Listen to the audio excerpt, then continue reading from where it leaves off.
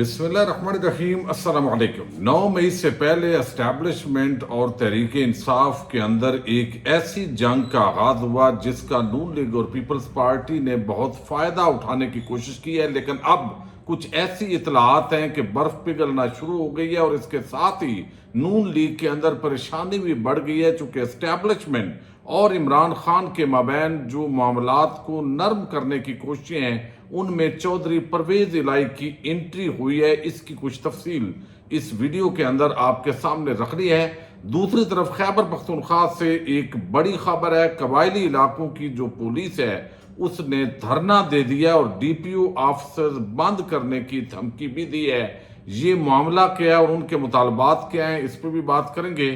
کشمیر کے اندر حالات انتہائی کشیدہ ہیں اور اس وقت جو ہے وہ رینجرز کی گاڑیوں پر عوامی پتھراؤ ہوا ہے۔ اسلام آباد کے اندر بھی ایک عام اجلاس ہو رہا ہے اور اب جو وزیر اعظم آزاد کشمیر ہیں وہ بھی بڑے نرم دکھائی دے رہے ہیں۔ کون سے مطالبات وہ تسلیم کر سکتے ہیں، اس پہ بھی بات کریں گے۔ امید ہے آپ ویڈیو سماعت کریں گے اور اپنے قیمتی فیڈ بیک سے ضرور آگاہ کریں گے۔ پاکستان کے اندر بھی اس وقت فارم 47 کی حکومت ہے اور یہی اس وقت رونا دھونا ہے عوام کا۔ جب اصل نمائندوں کے پاس حکومتیں نہیں ہوتی تو وہ پھر ذمہ دار بھی نہیں ہوتے، اور پھر ایک ایسی پاور شیئرنگ ہے۔ اس وقت آپ کو علم ہے محسن نقوی ہوں یا دیگر لوگ وہ باقاعدہ طور پر انڈکٹ کیے گئے ہیں اسٹیبلشمنٹ کی طرف سے، مبینہ طور پہ وہ آزاد ہیں۔ تو کل کو کیا ہوگا جب تباہی بربادی مزید پاکستان کے اندر آئے گی تو کہا جائے گا کہ ہم تو مجبور تھے بھئی، اصل فیصلے جو ہے وہ تو محسن نقوی کر رہا تھا، وہ تو فیصل واڈا کر رہے تھے، وہ تو انوار کاکڑ کر رہے تھے، تو ہم تو بڑے بے بس تھے، مجبور تھے۔ تو یہ سارا ملبہ ان پہ ڈالا جائے گا۔ یہی وجہ ہے کہ رانا ثناء اللہ جو یہ بات کرتے ہیں کہ جو محسن نقوی ہیں وہ ہمارے لیے بڑے فائدے مند ہیں، اس کے پیچھے ایک منطق یہ بھی ہے۔ اب یہ رونا دھونا ہی کشمیر کے لوگوں کا بھی ہے۔ اصل عوامی مینڈیٹ کے ساتھ حکومت نہیں ہے، پی ڈی ایم پلس ٹولہ وہاں بھی مسلط ہے، لوٹ مار ہے، عیاشیاں ہیں، کرپشن ہے، چور بازاری ہے، عام آدمی پس گیا ہے۔ وفاق سے جو بجٹ ملتا ہے وہ اللو تللو کے اندر اڑ جاتا ہے، بجلی وہاں پیدا ہوتی ہے، اس پروڈکشن کے بعد لائن لاسز کے سارے جو اخراجات ہیں، دیگر ٹیکسز وہ ڈال کے ان کو مہنگی دی جاتی ہے۔ تو عوام کے پاس کوئی اور روزگار کے زیادہ ذرائع بھی نہیں ہے۔ بہت زبردست قسم کی وہ پاکستان کی ایک اسٹریٹجک جو ہے وہ پلیس ہے، لیکن ہم ہر جگہ جہاں بھی جاتے ہیں ہمارے جو لوگ ہیں وہ بیڈ گورننس کے ذریعے تباہی تو پھیلاتے ہیں۔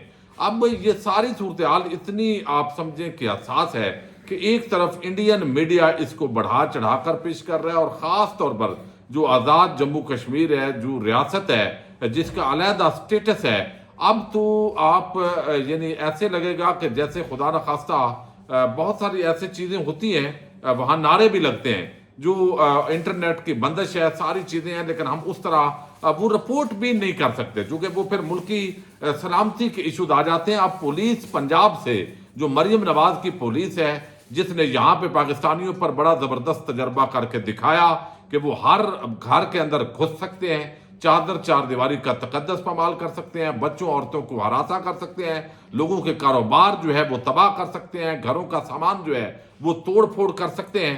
تو یہ پوری ایک تجربہ کار پنجاب پولیس جو ہے اس کو بھی اب آزاد کشمیر کے اندر بڑی تعداد کے اندر جو بھیجا گیا ہے، ساتھ جو رینجرز ہے اس کی بھی بھاری نفری 3 کمپنیاں وہاں پہ ڈپلائے کی گئی ہیں، لیکن اس کے باوجود رینجرز کی گاڑیاں جو کہ آپ کو پتہ ہے کہ فوج کا اس کو حصہ سمجھا جاتا ہے، تو اب اس پر بھی شدید پتھراؤ ہوا ہے، اتنا نفرت ہے۔ اور یہ میں ہمیشہ بات کرتا ہوں کہ کبھی بھی کشمیر کی عوام کو پنجاب کی عوام کی طرح نہیں سمجھنا چاہیے۔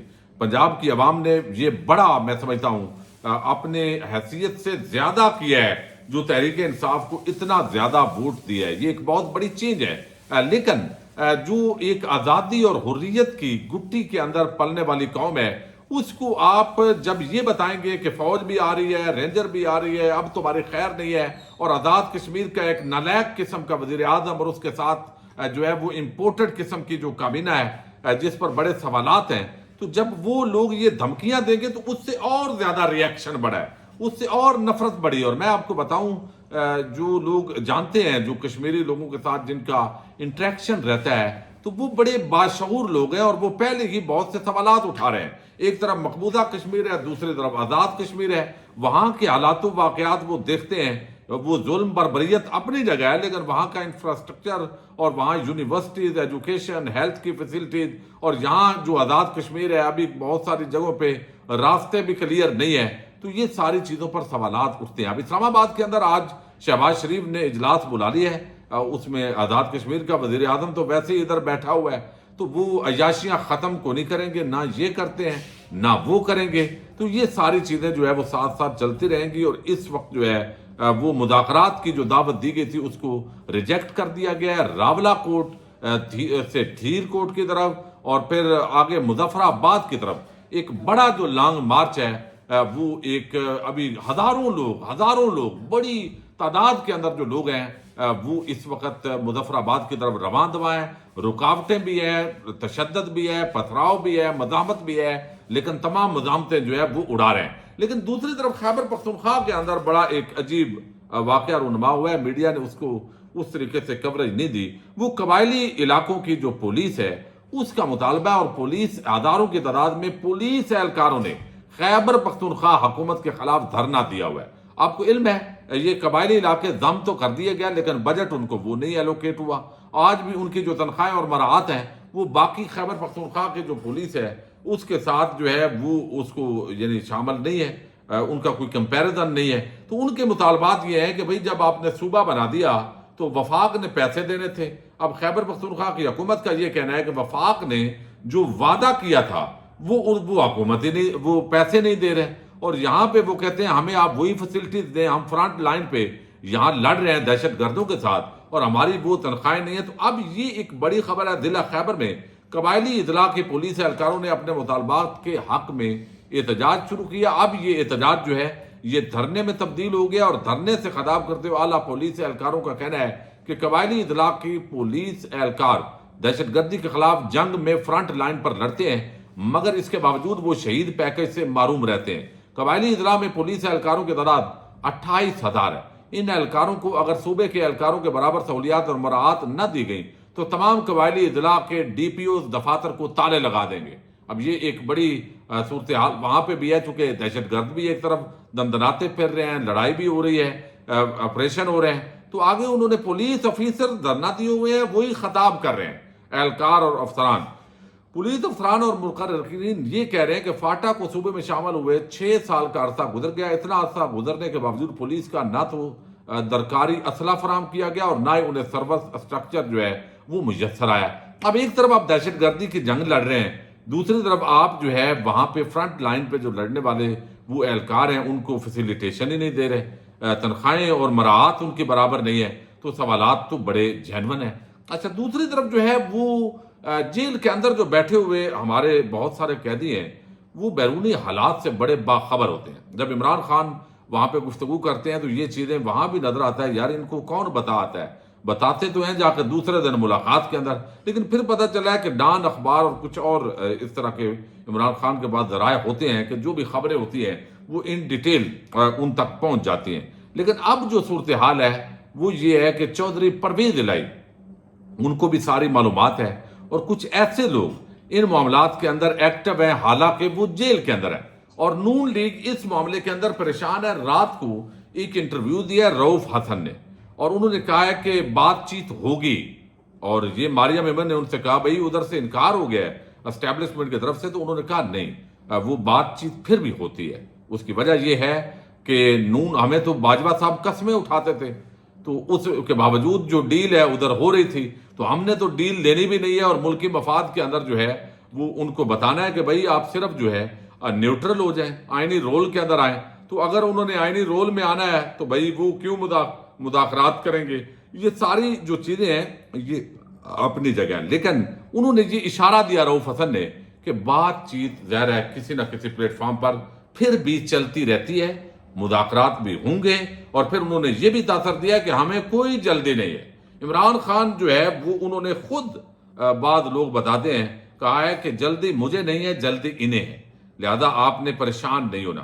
اچھا یہاں یہی وجہ کہ تحریک انصاف ریلیکس ہے. لیکن دوسری طرف اسٹیبلشمنٹ اور تحریک انصاف کے مابین अगर मुज़ाकरात होते हैं जो कि तवक्को है तमाम तर इन बयानात के बावजूद, तो उसके अंदर अब चौधरी परवेज इलाही का भी आम रोल जो है उसका दावा किया जा रहा है। और आज जो चौधरी परवेज इलाही ने गुफ्तगू की है उसके अंदर भी इसका जो इशारा है वो मिलता है। और ऐसा नहीं है कि राना सनाउल्लाह कहे कि इमरान खान से बात करनी पड़ेगी, हम मुज़ाकरात के लिए तैयार हैं, नवाज शरीफ भी मुज़ाकरात के लिए तैयार है, तो ये खुद तो कठपुतली है।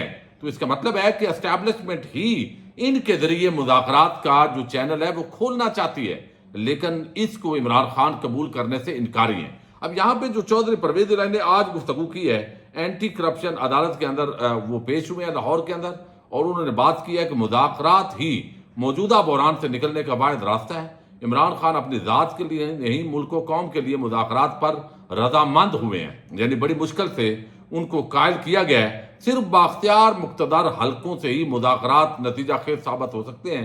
किसान गंदम बेचने के लिए रुल रहे हैं, टिक टाक हुकूमत लंबी तान कर सोई है। बाख्तियार मुक्तदर हलकों को साबिक सदर अलवी के मुज़ाकरात की दावत का मुस्बत जवाब देना चाहिए। मौजूदा हालात में मुज़ाकरात से इनकार मुल्क व कौम के साथ खैरखाई नहीं होगी। नून लीग पीटीआई और एस्टैब्लिशमेंट के दरमियान मुज़ाकरात को सबोताज कर रही है, इसलिए कि फार्म 47 वाली हुकूमत खुद ही शर्माती फिरती है।